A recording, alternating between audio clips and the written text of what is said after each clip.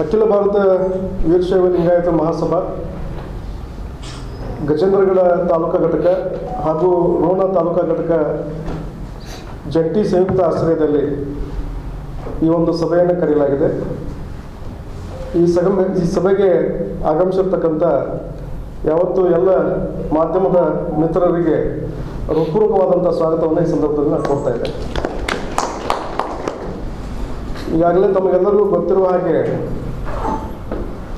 ನಮ್ಮ ವೀರಶೈವ ಲಿಂಗಾಯತ ಸಮುದಾಯದ ಅಗ್ರಗಣ್ಯ ನಾಯಕರು ಮತ್ತು ಈ ವೀರಶೈವ ಲಿಂಗಾಯತ ಸಮುದಾಯ ಸಾಕಷ್ಟು ಪ್ರಗತಿಯನ್ನು ಹೊಂದಲಿಕ್ಕೆ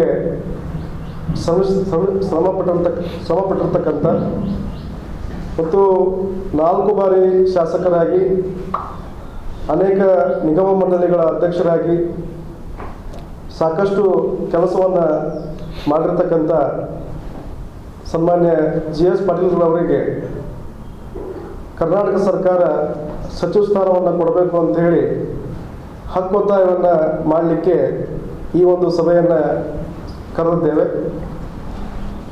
ಮೊನ್ನೆ 10ನೇ ತಾರೀಕಿನ ದಿನ ಅಖಿಲ ಭಾರತ ವೀರಶೈವ ಲಿಂಗಾಯತ ಮಹಾಸಭೆಯ ಜಿಲ್ಲಾ ಘಟಕದ ಒಂದು ಸಭೆ ನಡೀತು. ಆ ಸಭೆಯಲ್ಲಿ ಅನೇಕ ಒಂದು ನಮ್ಮ ಸಮುದಾಯಕ್ಕೆ ಸಂಬಂಧಪಟ್ಟ ಹಾಗೆ ಅನೇಕ ವಿಚಾರಗಳು ಮತ್ತು ಚರ್ಚೆಗಳು ಅಲ್ಲಿ ನಡೆದು ಅಂತ ಹೇಳಬೇಕಾಗತ್ತೆ.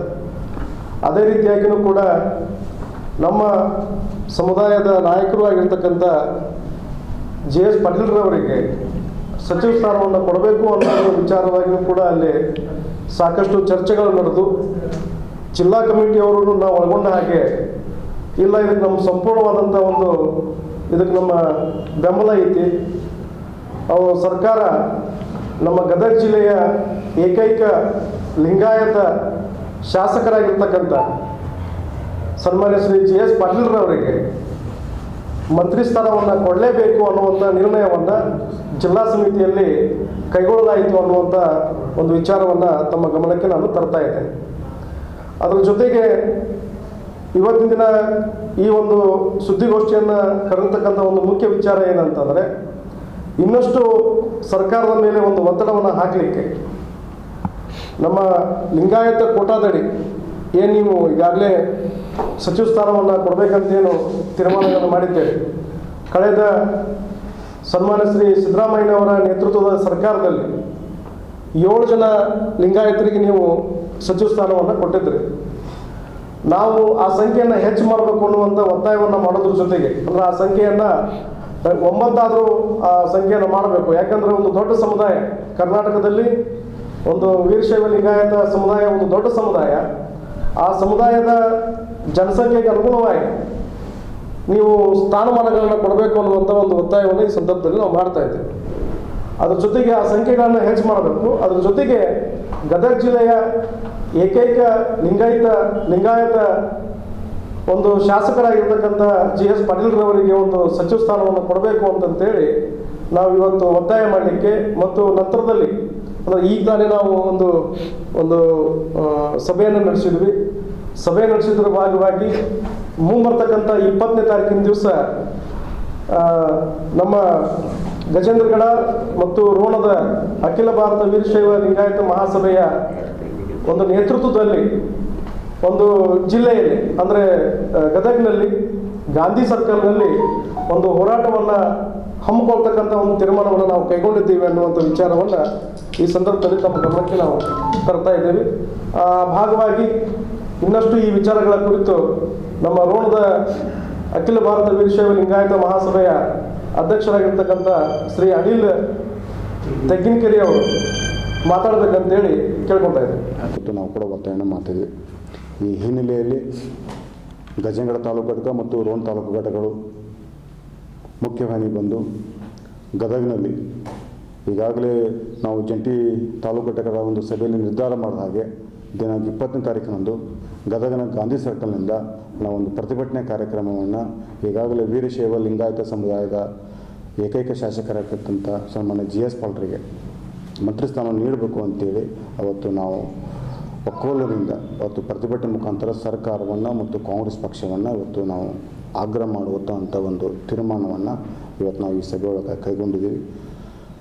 ಇನ್ನು ಮುಂದುವರೆದ ಭಾಗವಾಗಿ ಈಗಾಗಲೇ ರಾಜ್ಯದಲ್ಲಿ 7 ಜನರಲ್ಲಿ ಏನು ಸಿದ್ದರಾಮಯ್ಯ ಸರ್ಕಾರ ಮಂತ್ರಿಗಿರಿ ಕೊಟ್ಟಿತ್ತು, ಅದರಲ್ಲಿ ಈಗ 3 ಜನರನ್ನು ಮಾತ್ರ ಫಿಲಪ್ ಮಾಡಿದ್ದಾರೆ. ಹೆಚ್ಚಿನ ಸೀಟನ್ನು ಕಾಂಗ್ರೆಸ್ ಸರ್ಕಾರ ಈ ವೀರಶೈವ ಲಿಂಗಾಯತರಿಗೆ ಆದ್ಯತೆ ಕೊಡಬೇಕು. ಯಾಕಂದರೆ ಕರ್ನಾಟಕ ರಾಜ್ಯದಲ್ಲಿ ಅತಿ ದೊಡ್ಡ ಸಮುದಾಯ ವೀರಶೈವ ಲಿಂಗಾಯತ ಸಮುದಾಯ. ಬಹುಶಃ ನಮ್ಮ ಸಮುದಾಯ ಸಂಖ್ಯೆಯನ್ನು ಕೂಡ ಸರ್ಕಾರದಲ್ಲಿ ಕೂಡ ಕಡಿಮೆ ತೋರಿಸಿದ್ದಾರೆ. ಆದರೆ ಜನಸಂಖ್ಯೆಯಲ್ಲಿ ರೀತಿ ನೋಡಿದ್ರೆ ನಾವು 1 ಕೋಟಿಗಿಂತಲೂ ಕೂಡ ಅತ್ಯಧಿಕ ಇರ್ತಕ್ಕಂಥ ಈ ಲಿಂಗಾಯತ ಸಮುದಾಯ, ಈ ಸಮುದಾಯಕ್ಕೆ ಹೆಚ್ಚಿನ ಮಂತ್ರಿಗಿರನ್ನ ಕೊಡಬೇಕು. ಈ ಕಾಂಗ್ರೆಸ್ ಪಕ್ಷಕ್ಕೆ ಹೆಚ್ಚು ಉತ್ತರ ಕರ್ನಾಟಕದಲ್ಲಿ ಹೆಚ್ಚು ಶಾಸಕರನ್ನ ಕೊಟ್ಟು ಮತ್ತು ಹೆಚ್ಚು ಇನ್ನಿತರ ಸಮುದಾಯದ ಶಾಸಕರನ್ನ ಆಯ್ಕೆ ಮಾಡುವಲ್ಲಿ ವೀರಶೈವ ಲಿಂಗಾಯತ ಸಮುದಾಯದ ಪಾತ್ರ ಬಹಳ ದೊಡ್ಡದಿದೆ. ಈ ನಿಟ್ಟಿನಲ್ಲಿ ಸರ್ಕಾರ ಮತ್ತು ಪಕ್ಷ ಒಂದು ವೇಳೆ GS ಪಾಲಿಟಿಗೆ ಸಕಾರಾತ್ಮಕ ಸ್ಪಂದನೆ ಮಾಡದಿದ್ದರೆ ಬಹುಶಃ 2028 ಚುನಾವಣೆಯಲ್ಲಿ ಬಹುಶಃ ವೀರಶೈವ ಲಿಂಗಾಯತ ಸಮುದಾಯವನ್ನು ಕಳೆದುಕೊಳ್ತಕ್ಕಂಥ ಒಂದು ಕಾಲಘಟ್ಟಕ್ಕೆ ಪಕ್ಷ ಬರ್ಬೋದು ಅಂತಕ್ಕಂಥ ಒಂದು ಮುನ್ನೆಚ್ಚರಿಕೆಯನ್ನು ಇವತ್ತು 2 ತಾಲೂಕು ಘಟಕಗಳ ಒಂದು ಸಭೆಯಲ್ಲಿ ಇವತ್ತು ಪತ್ರಿಕಾಗೋಷ್ಠಿ ಸಭೆ ಮುಖಾಂತರ ಒತ್ತಾಯವನ್ನು ಮಾಡ್ತಾಯಿದ್ದೀವಿ. ಎಲ್ಲರಿಗೂ ನಮಸ್ಕಾರ. ಅಖಿಲ ಭಾರತ ವೀರಶೈವ ತಾಲೂಕು ಘಟಕ ರೋಣ ಹಾಗೂ ಗಜೇಂದ್ರಗಡ ಈ ಒಂದು ಜಂಟಿಗೋಷ್ಠಿಯಲ್ಲಿ ಉಪಸ್ಥಿತರಿರುವಂಥ ಅನಿಲ್ರವರಿಗೆ ವಂದನೆಯನ್ನು ತಿಳಿಸಿ, ಈ ಸಾಕಷ್ಟು ವಿಷಯ ಮಾತಾಡಿದ್ದಾರೆ. ನಮಗೆ ಸರ್ಕಾರದಲ್ಲಿ ವೀರಶೈವ ಲಿಂಗಾಯತ ಸಮಾಜಕ್ಕೆ ಈ ಒಂದು ಸರ್ಕಾರಗಳು ಭಾಳ ಅನ್ಯಾಯ ಮಾಡ್ತಾವೆ. ನಮ್ಮಲ್ಲಿಂದ ಎಲ್ಲವೂ ಉಪಯೋಗ ತೊಗೊತಾವು, ಆದರೆ ನಮಗೆ ದ್ರೋಹ ಬಗಿತಾವು. ಅದಕ್ಕೆ ನಾವು ಇವತ್ತಿನ ದಿವಸ ಅಖಿಲ ಭಾರತ ವೀರಶೈವ ಮಹಾಸಭಾದ ವತಿಯಿಂದ ಪಕ್ಷಾತೀತವಾಗಿ, ಇದು ಪಕ್ಷ ಇಲ್ಲದ್ರಾಗ ಕಾಂಗ್ರೆಸ್ ಇಲ್ಲ, BJP ಇಲ್ಲ, JDS ಇಲ್ಲ, ನಾವು ನಮ್ಮ ಸಮಾಜದ ಹಕ್ಕನ್ನು ನಾವು ಪಡ್ಕೊಳ್ಳೋಕೆ ಒಂದು ಹೋರಾಟವನ್ನು ಮಾಡಬೇಕಾಗೈತಿ. ಅದಕ್ಕೆ ಮುಂದಿನ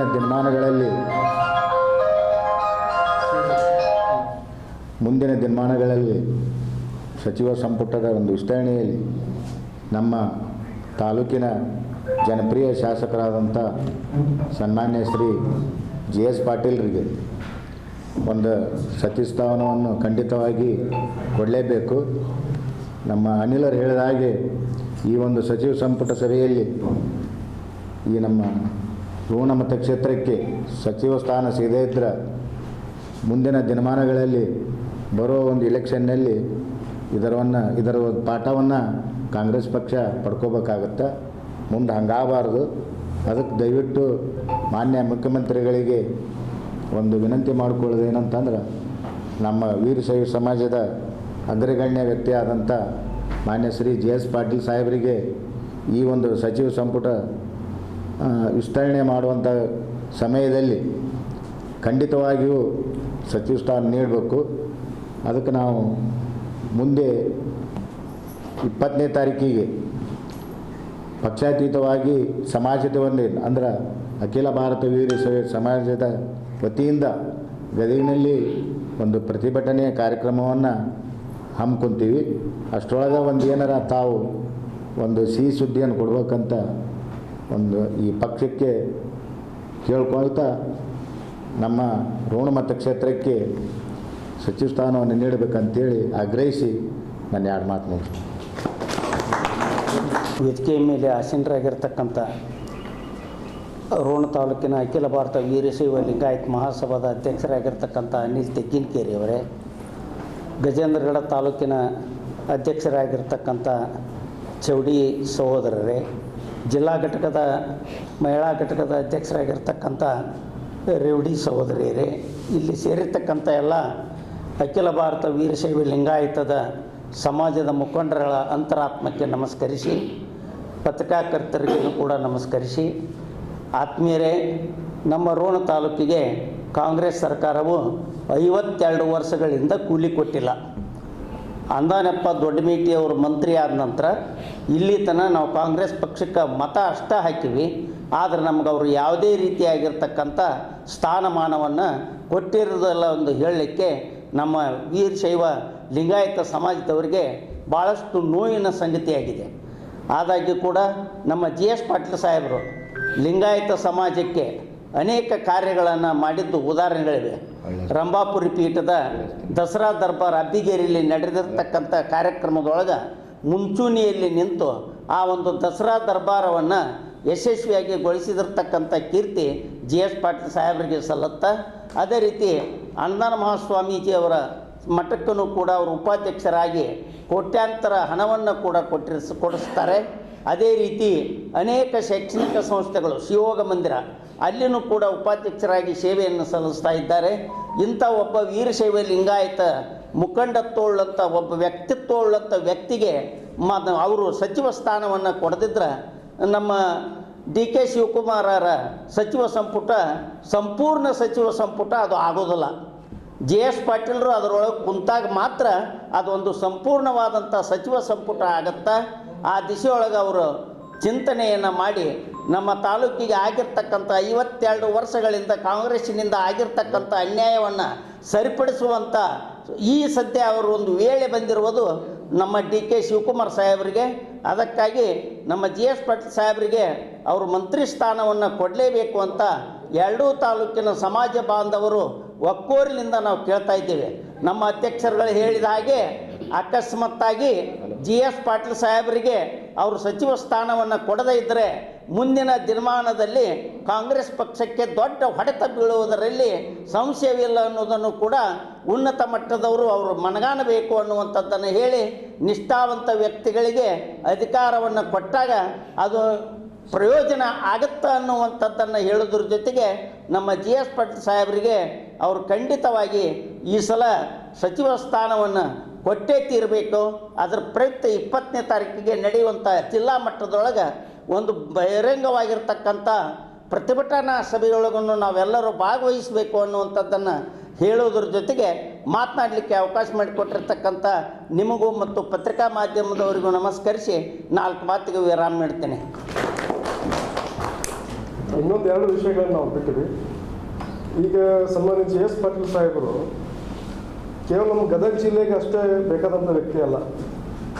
ಬಾಗಲಕೋಟೆ ಜಿಲ್ಲಾ ಇರ್ಬೋದು, ಹಾವೇರಿ ಜಿಲ್ಲಾ ಇರ್ಬೋದು, ಆಮೇಲೆ ಹುಬ್ಬಳ್ಳಿ ಧಾರವಾಡ ಇರ್ಬೋದು, ನಮ್ಮ ಗದಗ ಇರ್ಬೋದು. ಈ ಒಂದು 4 ಕ್ಷೇತ್ರಗಳಲ್ಲಿಯೂ ಈ ಒಂದು ನಮ್ಮ ಲಿಂಗಾಯತ ವೀರಶೈವರ ಪರವಾಗಿ ಸಾಕಷ್ಟು ಕೆಲಸಗಳನ್ನು ಅವ್ರು ಮಾಡ್ಯಾರ. ಇದನ್ನೆಲ್ಲ ನೋಡೋಕ್ಕಂದ್ರೆ ಅವ್ರು ಎಂದೋ ಮಂತ್ರಿ ಸ್ಥಾನ ಅವರಿಗೆ ಸಿಗಬೇಕಾಗಿತ್ತು. ಆದರೆ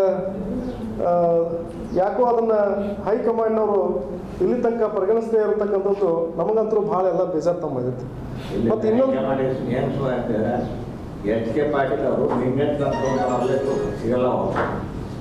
ಅದನ್ನೇ ನಾವು ಅದನ್ನ ಹೇಳಕ್ಕೆ ಬರ್ತದೆ. ಅದಕ್ಕೆ ಇನ್ನೊಂದು ಮುಂದುವರೆದ ವಿಷಯ ಏನಂತಂದ್ರೆ, ಅವಿಭಜಿತ ಧಾರವಾಡ ಜಿಲ್ಲಾ ಏನು ಗದಗ, ಹಾವೇರಿ ಮತ್ತು ಹುಬ್ಬಳ್ಳಿ ಅಂದರೆ ಹುಬ್ಬಳ್ಳಿ ಧಾರವಾಡ ಇದೆ. ಇದರಲ್ಲಿ ಒಟ್ಟು 12 ಜನ ಶಾಸಕರು ಗೆದ್ದಾರೆ. ಆ 12 ಜನ ಶಾಸಕರಲ್ಲಿ 3 ಜನ ಶಾಸಕರು ಏನಪ್ಪ ಅಂದ್ರೆ ಲಿಂಗಾಯತರು ಗೆದ್ದಾರೆ. ಆ 3 ಜನರಲ್ಲಿ ಏನಂತಂದ್ರೆ ಒಬ್ಬರು ಯು ಬಿ ಬಣಕಾರ್ ಅವರು ಈಗ ತಾನೇ ಮೊನ್ನೆ ಫಸ್ಟ್ ಟೈಮ್ ಗೆದ್ದಾರೆ. ಅದನ್ನು ಬಿಟ್ಟರೆ ಇನ್ನು ವಿನಯ್ ಕುಲಕರ್ಣಿ ಅವ್ರ ಮೇಲೆ ಕೇಸ್ ಇರೋದ್ರಿಂದ ಅವರಿಗೆ ಸ್ಥಾನಮಾನ ಕೊಡೋಕ್ಕಾಗಲ್ಲ. ಹಾಗಾದ್ರೆ ನೀವು ಸ್ಥಾನ ಯಾರಿಗೆ ಕೊಡ್ತೀರಿ ಅಂತ ಕೇಳಿದ್ರೆ ಅದು ನಮ್ಮ ಜಿ ಎಸ್ ಪಾಟೀಲ್ರಿಗೆ ಕೊಡಬೇಕನ್ನುವಂಥ ವಿಚಾರ ಭಾಳಷ್ಟು ಈ ಎಲ್ಲ ಅವಿಭಜಿತ ಧಾರವಾಡ ಜಿಲ್ಲೆಯಿಂದ ಈ ಕೂಗು ಕೇಳಿ ಬರತೈತಿ ಅನ್ನುವಂಥ ಮಾತನ್ನು ನಾವು ಈ ಸಂದರ್ಭದಲ್ಲಿ ಸ್ಪಷ್ಟಪಡಿಸ್ತಾ ಇದ್ದೇವೆ. ಹಾಗಾಗಿ ಮುಂದೆ ನಾವೇನು 20ನೇ ತಾರೀಕಿನ ಒಳಗಾಗಿ ಈಗಾಗಲೇ ನಮ್ಮ ಅಧ್ಯಕ್ಷರು ಪ್ರಭು ಚೌಡಿ ಅವರು ಹೇಳಿದರು, 20ನೇ ತಾರೀಕಿನ ಒಳಗಾಗಿನೇ ಒಂದು ಸಿಹಿ ಸುದ್ದಿಯನ್ನು ಕೊಟ್ಟರೆ ಭಾಳ ಚಲೋ ಆಗುತ್ತೆ. ಇಲ್ಲ ಅಂತಂದ್ರೆ ನಾವು ಇಡೀ ಗದಗ ಜಿಲ್ಲೆಯಲ್ಲಿ ಇರ್ತಕ್ಕಂಥ ಎಲ್ಲ ವೀರಶೈವ ಲಿಂಗಾಯತ ಅಖಿಲ ಭಾರತ ವೀರಶೈವ ಲಿಂಗಾಯತ ಮಹಾಸಭಾದ ಸದಸ್ಯರಿರ್ಬೋದು, ಪದಾಧಿಕಾರಿಗಳಿರ್ಬೋದು, ಬೇರೆ ಬೇರೆ ಸಂಘ ಸಂಸ್ಥೆಗಳಿರ್ಬೋದು, ಎಲ್ಲರನ್ನೂ ಕರ್ಕೊಂಡು ನಾವು ಗಾಂಧಿ ಸರ್ಕಲ್ನಲ್ಲಿ 20 ತಾರೀಕಿನ ದಿವಸ ಒಂದು ದೊಡ್ಡ ಪ್ರಮಾಣದ ಹೋರಾಟವನ್ನು ನಾವು ಹಮ್ಮಿಕೊಳ್ಳಿಕ್ಕೆ ತಯಾರಿಯನ್ನು ನಡೆಸಿದ್ದೇವೆ ಅನ್ನುವಂಥ ವಿಚಾರವನ್ನು ಈ ಸಂದರ್ಭದಲ್ಲಿ ತಮ್ಮ ಗಮನಕ್ಕೆ ತರ್ತಾ ಇದ್ದೀವಿ. ಪ್ರಶ್ನೆಗಳು ವಿಷಯ ಇಲ್ಲ. ಮತ್ತು ತಾವೆಲ್ಲ ಸುದ್ದಿ ಮಾಧ್ಯಮದವರು, ರಾಜ್ಯದ ಎಲ್ಲ ವಿಜುವಲ್ ಮೀಡಿಯಾ, ಪ್ರಿಂಟ್ ಮೀಡಿಯಾದವರು ಮತ್ತು ಇಲ್ಲಿವರೆಗೆ ಸನ್ಮಾನ್ಯ ಎಚ್ ಕೆ ಪಾಟೀಲ್ ಸಾಹೇಬ್ರನ್ನ ಲಿಂಗಾಯತ ಕೋಟದಲ್ಲಿ, ವಿಶೇಷವಾಗಿ ರೆಡ್ಡಿ ಲಿಂಗಾಯತ ಕೋಟ ಅಂತೇಳಿ ಬಿಂಬಿಸ್ಕೊಂತ ಬಂದಂಥದ್ದು ಜಗಜ್ಜಾಹಿರ ಆಗಿತ್ತು. ಬಹುಶಃ ನಮ್ಮ ಒಳಪಂಗಡದವ್ರಿಗೆ ಗೊತ್ತಿದೆ, ನಾವು ಜಿಲ್ಲೆಯಲ್ಲಿರ್ತಕ್ಕಂಥ ನಾವೆಲ್ಲ ಒಳಪಂಗಡದವರು. ಎಚ್ ಕೆ ಪಾಟೀಲರು ವೀರಶೈವ ಲಿಂಗಾಯತ ಸಮುದಾಯದ ಒಳಪಂಗಡಕ್ಕೆ ಬರೋಲ್ಲ ಅನ್ನೋದು ನಮಗೆ ಗೊತ್ತದ. ಬಹುಶಃ ಸುದ್ದಿ ಮಾಧ್ಯಮದ ಮಿತ್ರರು ಬೇರೆ ಯಾವುದ್ಯಾವುದೋ ಕಾರಣಕ್ಕೂ ಸುದ್ದಿಯನ್ನು ಹೊಡಿತಾ ಬಂದಿದ್ದಾರೆ ರಾಜ್ಯದವರು. ಬಹುಶಃ ಈ ನಿಟ್ಟಿನೊಳಗೆ 2018ರಲ್ಲಿ ಅಖಿಲ ಭಾರತ ವೀರಶೈವ ಲಿಂಗಾಯತ ಮಹಾಸಭೆಯ ನಮ್ಮ ರಾಜ್ಯ ಯುವ ಘಟಕ ಅಧ್ಯಕ್ಷ ಉಮೇಶ್ ಪಾಟೀಲರು ಸನ್ಮಾನ್ಯ ಅವತ್ತಿನ KPCC ಅಧ್ಯಕ್ಷರಂಥ ಜಿ ಪರಮೇಶ್ವರ್ ಅವರಿಗೆ ಒಂದು ಮಹಾಸಭೆಯಿಂದ ಪತ್ರ ಬರೀತಾರೆ. ಆ ಪತ್ರ ಬರೋಂಥ ಸಮಯದಲ್ಲಿ ಎಚ್ ಕೆ ಪಾಟೀಲರು ತಮ್ಮ ಮೂಲ ನೈಜ ಜಾತಿಯನ್ನು ಬಹಿರಂಗಪಡಿಸಬೇಕು ಅಂತೇಳಿ ಮಹಾಸಭಾದಿಂದ KPCC ಅಧ್ಯಕ್ಷರಿಗೆ ಪತ್ರ ಬರುತ್ತೆ. KPCC ಅಧ್ಯಕ್ಷರು ಸನ್ಮಾನ್ಯ ಎಚ್ ಕೆ ಪಾಟೀಲ್ ಸಾಹೇಬರಿಗೆ ಅವತ್ತು ನೀವು ಕ್ಲಾರಿಫಿಕೇಷನ್ ಮಾಡಬೇಕು ಅಂತಕ್ಕಂಥ ಪತ್ರ ಬರುತ್ತೆ. ಆ ಪತ್ರ ಅದಾದಮೇಲೆ ಸನ್ಮಾನ್ಯ ಎಚ್ ಕೆ ಪಾಟೀಲರು ಒಂದು KPCC ಅಧ್ಯಕ್ಷರಿಗೆ ಮತ್ತು ನಮ್ಮ ವೀರಶೈವ ಲಿಂಗಾಯತ ಮಹಾಸಭಾ ಬೆಂಗಳೂರು ಘಟಕಕ್ಕೆ ಒಂದು ಪತ್ರವನ್ನು ಬರೀತಾರೆ. ಆ ಪತ್ರ ದಿನಾಂಕ 22/5/2018ರಂದು ಒಂದು ಸನ್ಮಾನ್ಯ ಎಚ್ ಕೆ ಪಾಟೀಲ್ ಸಾಹೇಬರು ವೀರಶೈವ ಲಿಂಗಾಯತ ಮಹಾಸಭಾಕ್ಕೆ ಮತ್ತು KPCC ಅಧ್ಯಕ್ಷ ಪತ್ರ ಬರೀತಾರೆ. ತಮ್ಮ ಕನ್ಕ್ಲೂಡ್ ಸುದ್ದಿಯಲ್ಲಿ ಬರ್ತಾರೆ. ಬಹುಶಃ ಮತ್ತೆ ಅವ್ರು ಹಾಕೋದು ನಿಮ್ಮ ಮಾಧ್ಯಮದ ಮಾತ್ರ ಮೇಲೆ ಕರ್ನಾಟಕದ ಸುದ್ದಿ ವಾಹಿನಿ 1 ಅಥವಾ ಕರ್ನಾಟಕ ಪ್ರದೇಶ ಕಾಂಗ್ರೆಸ್ ಸಮಿತಿ ನನ್ನನ್ನು ನಾನು ಸೇರದ ಸಮುದಾಯದ ಗುಂಪಿನಲ್ಲಿ ಸೇರಿಸಿ ತಪ್ಪು ಕಲ್ಪನೆಗೆ ಕಾರಣವಾಗಿ ನನ್ನನ್ನು ಮುಜುಗರಕ್ಕೆ ಒಳಪಡಿಸಿದ್ದಾರೆ. So that is clear. H K ಪಾಟೀಲ್ರೇ ಬಹಿರಂಗ ಹೇಳ್ತಾರೆ, ವೀರಶೈವ ಮಹಾಸಭಾಕ್ಕೆ ಮತ್ತು KPCC ಅಧ್ಯಕ್ಷ ನಾನು ಲಿಂಗಾಯತ ಸಮುದಾಯದ ವ್ಯಕ್ತಿ ಅಲ್ಲ. ಅವರು ಕರ್ನಾಟಕ ರಾಜ್ಯದಲ್ಲಿ ಒಂದು ದಕ್ಷಿಣ ಕರ್ನಾಟಕದಲ್ಲಿ ಒಂದು ಒಕ್ಕಲಿಗ ಸಮುದಾಯ ಅಂತ ಒಂದು ಸಮುದಾಯ ಬರ್ತಾನೆ. ನಾವು ಯಾವ ಥರ ವೀರಶೈವ ಲಿಂಗಾಯತ ಸಮುದಾಯದಲ್ಲಿ ಒಳಪಂಗಡಗಳಿವೆ. ಬನಿಜಿಗ, ಪಂಚಮಸಾಲಿ, ಸಾದರ ಲಿಂಗಾಯತರು, ರೆಡ್ಡಿ ಲಿಂಗಾಯತು, ನೇಕಾರು, ಗೌಳಿ ಲಿಂಗಾಯತು, ಈ ಯಾವ ಥರ ನಾವು ಒಳಪಂಗಡಿದ್ವಿ ಅದೇ ಥರನಾಗಿ ಒಕ್ಕಲಿಗ ಸಮುದಾಯದಲ್ಲಿ ಒಳಪಂಗಡಿದೆ. ಹಳ್ಳಿಕಾರ ಒಕ್ಕಲಿಗ, ಸರ್ಪ ಒಕ್ಕಲಿಗ, ಈ ಥರ ಅಲ್ಲಿ ಇದೆ. ಆ ಥರ ಒಕ್ಕಲಿಗ ಸಮುದಾಯದ ರೆಡ್ಡಿ ಅಂತಕ್ಕಂಥ ಒಂದು ಜಾತಿಯ ಸೇರಿದಂಥ ಸನ್ಮಾನ್ಯ ಎಚ್ ಕೆ ಪಾಟೀಲರು ಈ ನಿಟ್ಟಿನಲ್ಲಿ ಇದನ್ನು ಕನ್ಫ್ಯೂಷನ್ನ ಸಿಕ್ಕಾಪಟ್ಟೆ ರಾಜ್ಯದಲ್ಲಿ ಕನ್ಫ್ಯೂಷನ್ ಆದಮೇಲೆ ಕೆಲವೊಂದು ಮಾಧ್ಯಮದ ಸ್ಟೇಟ್ ಲೆವೆಲ್ ಮಾಧ್ಯಮದ ಮಿತ್ರರು ಬಹುಶಃ ಅದನ್ನು ಕ್ಲಾರಿಫೈ ಮಾಡಿದ್ದಾರೆ ಇವಾಗ. ಸೊ ಅವರು ಒಕ್ಕಲಿಗ ಸಮುದಾಯದ ರೆಡ್ಡಿ ಜನಾಂಗ ಸೇರಿದವರು ಈ ಕರ್ನಾಟಕದಲ್ಲಿ ಬಹುಶಃ GS ಪಾಟೀಲರ ಆದಿಯಾಗಿ GS ಪಾಟೀಲರ ಸಮುದಾಯ ಬಹುಶಃ ಬಿಲಾಂಗ್ಸ್ ಟು GS ಪಾಟೀಲರ ಕಾಸ್ಟಲ್ಲಿ ಬಂದುಬಿಟ್ರೆ ಅವರು 7 ಜನ ಲಿಂಗಾಯತ ಸಮುದಾಯದ ರೆಡ್ಡಿ ಜನಾಂಗದ 7 ಜನ ಶಾಸಕರು ಈ ರಾಜ್ಯದಲ್ಲಿ ಅವರು ಆಯ್ಕೆಯಾಗಿದ್ದಾರೆ. ಅದರಲ್ಲಿ ಬಂದುಬಿಟ್ಟು ರೋಣ ಮತಕ್ಷೇತ್ರದಿಂದ ರೆಡ್ಡಿ ಲಿಂಗಾಯತ ಸಮುದಾಯದಲ್ಲಿ ನಮ್ಮ ವೀರಶೈವ ಲಿಂಗಾಯತ ಸಮುದಾಯ ಒಳಪಂಗಡದಲ್ಲಿ ರೆಡ್ಡಿ ಲಿಂಗಾಯತದಲ್ಲಿ GS ಪಾಟೀಲರು, ಬಸವರಾಜರಾಯರೆಡ್ಡಿ ಯಲಬುರ್ಗ ಮತಕ್ಷೇತ್ರದಿಂದ ರೆಡ್ಡಿ ಲಿಂಗಾಯತ ಶಾಸಕರು, ಮುದ್ದೇಬಾಳದಿಂದ ಸನ್ಮಾನ್ಯ ಅಪ್ಪಾಜಿ CS ನಾಡಗೌಡರು, ಅದಾದಮೇಲೆ ಚಿನ್ನೂರಿಂದ ಹಂಪನಗೌಡ ಬಾದರ್ಲಿ ಅವರು, ಅದಾದಮೇಲೆ ಶಹಾಪುರದಿಂದ ಶರಣಬಸಪ್ಪ ದರ್ಶನಾಪುರ ಅವರು, ಯಾದಗಿರಿಯಿಂದ ಚೆನ್ನಾರೆಡ್ಡಿ ಪಾಟೀಲ್ ತುನ್ನೂರವರು 6 ಜನ ಕಾಂಗ್ರೆಸ್ ಪಕ್ಷದಲ್ಲಿ ಶಾಸಕರಾಗಿದ್ದಾರೆ. ಇನ್ನೊಬ್ಬರು ರೆಡ್ಡಿ ಲಿಂಗಾಯತ ಸಮುದಾಯದ ಶಾಸಕರಾದಂಥ ಗುರುಮಿಠಕಲ್ ಕ್ಷೇತ್ರದಂಥ ಶ್ರೀಯುತ ಶರಣಗೌಡ ಕಂಕೂರು, ಇವರು ವೀರಶೈವ ಲಿಂಗಾಯತ ಸಮುದಾಯದ ಒಳಪಂಗಡದ ರೆಡ್ಡಿ ಲಿಂಗಾಯತ ಶಾಸಕರು. ಸೊ ಈ ನಿಟ್ಟಿನಲ್ಲಿ ಈ ಗಾಸಿಪ್ಗಳು ಲಿಂಗಾಯತ ರೆಡ್ಡಿ ಲಿಂಗಾಯತ ಅಂತಕ್ಕಂಥದ್ದು ಕಪೋಕಲ್ಪಿತವಾಗಿ ಒಂದು ಸಮುದಾಯವನ್ನು ಓವರ್ಟೇಕ್ ಮಾಡುವಂಥ ನಿಟ್ಟಿನಲ್ಲಿ ಈ ಸುದ್ದಿ ಆಗಬಾರ್ದು. ಯಾರು ತಮ್ಮ ಮೂಲ ಧರ್ಮ ಇದ್ದಾರೆ, ಯಾರು ತಮ್ಮ ಮೂಲ ಜಾತಿಗಳಿದ್ದಾರೆ ಅದನ್ನು ದಯಮಾಡಿ ಹೇಳ್ಕೊಳ್ಳಿ. ದಯಮಾಡಿ ಅಂಥ ಸುದ್ದಿಗಳು ಬಂದರೆ ಸನ್ಮಾನಿತರು ಅದನ್ನು ಪ್ರೆಸ್ ಮೀಡಿಯಾಕ್ಕೆ ಬಂದು ನಾನು ಈ ಸಮುದಾಯಕ್ಕಲ್ಲ ಅಂತೇಳಿ ಈಗಾಗಲೇ ಹಿಂದೆ ನೀವು ಸ್ಪಷ್ಟಪಡಿಸಿದಿರಿ 2018ರಲ್ಲಿ ಮಹಾಸಭಾಕ್ಕೆ. ಇನ್ನೊಮ್ಮೆ ಅಗತ್ಯ ಬಿದ್ದರೆ ತಾವು ಹಿರಿಯರು, ರಾಜಕಾರಣಿಗಳು, ನಾಡ ಕಂಡಂಥ ಒಬ್ಬ ರಾಜಕೀಯ ತಜ್ಞ ಇದ್ದರೆ ಅದನ್ನು ಸ್ಪಷ್ಟಪಡಿಸೋದು ಅವ್ರ ಮೇಲೆ ಬಿಟ್ಟಿದ್ದು ಅಂತಕ್ಕಂಥ ಒಂದು ಮಾತನ್ನು ಹೇಳ್ತಾ ನನ್ನ ಮಾತನ್ನು ಮುಗಿಸ್ತೇನೆ. ಇದ್ರ ಮೇಲೆ ಮತ್ತೆ ಏನಾದರೂ ಪ್ರಶ್ನೆ ಇದ್ದರೆ ತಾವು ಕೇಳ್ಬೋದು.